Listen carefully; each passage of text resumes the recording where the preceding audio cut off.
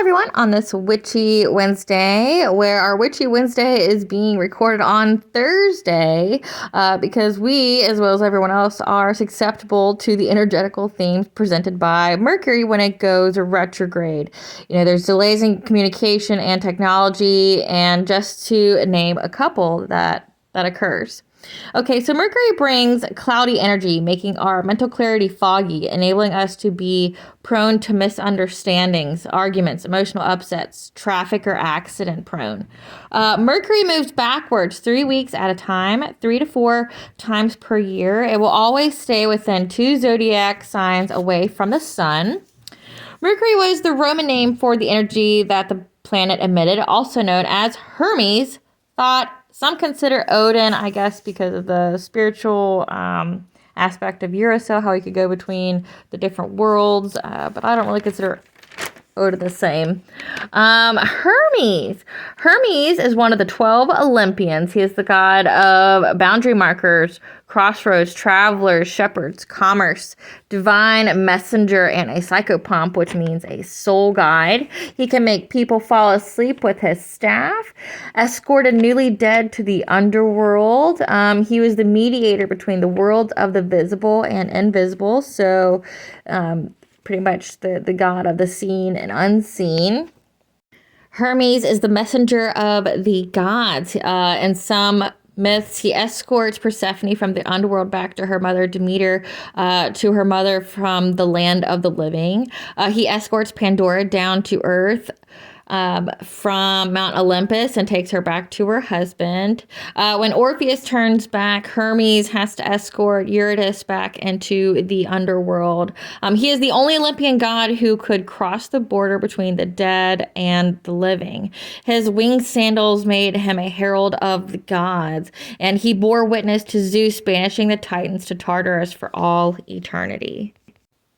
This week, I was drawn to the Chinese myths and legends, and, because typically every culture or spirituality has the same kind of being, just a different name.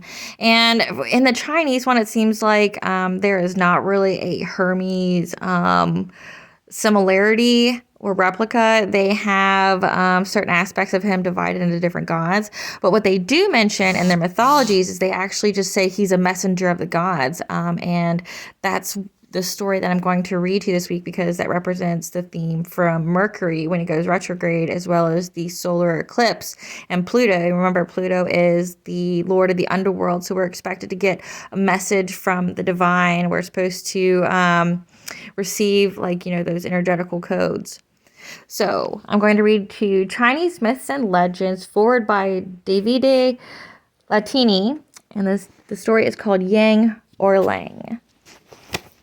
The second daughter of the ruler of heaven once came down upon the earth and secretly became the wife of a mortal man named Yang. And when she returned to heaven, she was blessed with a son. But the ruler of heaven was very angry at this desecration of the heavenly halls. He banished her to earth and covered her with the Wu-Yi hills. Her son, however, Oerlang by name, the nephew of the ruler of heaven, was extraordinarily gifted by nature.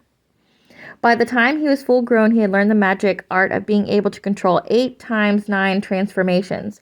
He could make himself invisible, or could assume the shape of birds and beasts, grasses, flowers, snakes, and fishes as he chose.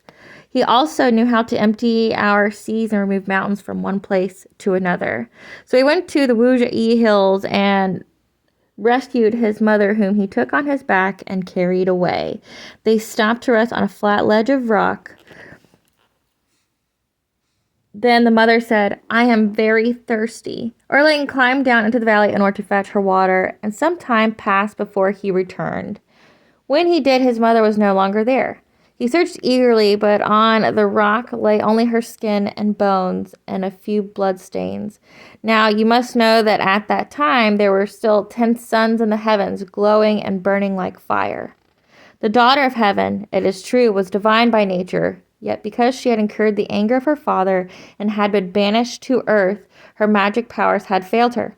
Then, too, she had been imprisoned so long beneath the hills and in the dark that, coming out suddenly into the sunlight, she had been devoured by its blinding radiance. When Oerlang thought of his mother's sad end, his heart ached. He took 2 mountains on his shoulders, pursued the suns, and crushed them to death between the mountains. And whenever he had crushed another sun disk, he picked up a fresh mountain. In this way, he had already slain 9 of the 10 suns, and there was but 1 left. And as Oerlang pursued him relentlessly, he hid himself in his distress beneath the leaves of the portulaca plant.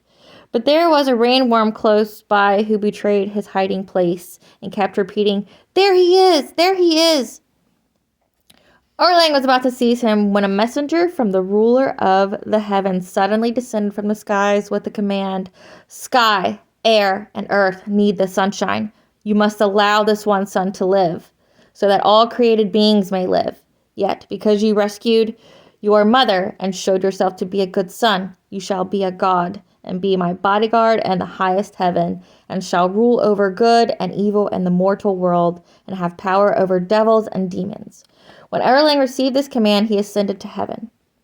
Then the sun disk came out again from beneath the portulaca leaves, and out of gratitude, since the plant had saved him, he bestowed upon it the gift of a free blooming nature, and ordained that it never need fear the sunshine. To this very day, one may see the lower side of the portulaca leaves, quite delicate little white pearls. They are the sunshine that remained hanging to the leaves when the sun hid under them. But the sun pursued the rainworm, and when he ventures forth out of the ground, and dries him up as a punishment for his treachery. Since that time, Yang Oerlang had been honored as a god. He has oblique, sharply marked eyebrows, and holds a double-bladed, 3-pointed sword in his hand. 2 servants stand beside him with a falcon and a hound, for Yang Oerlang is a great hunter. The falcon is the falcon of the gods, and the hound is the hound of the gods. When brute creatures gain possession of magic powers or demons oppress men, he subdues them by means of the falcon and hound. Okay, guys, that's Blaine with Aspire to the Self on this Witchy Wednesday, aired on Thursday. Till later.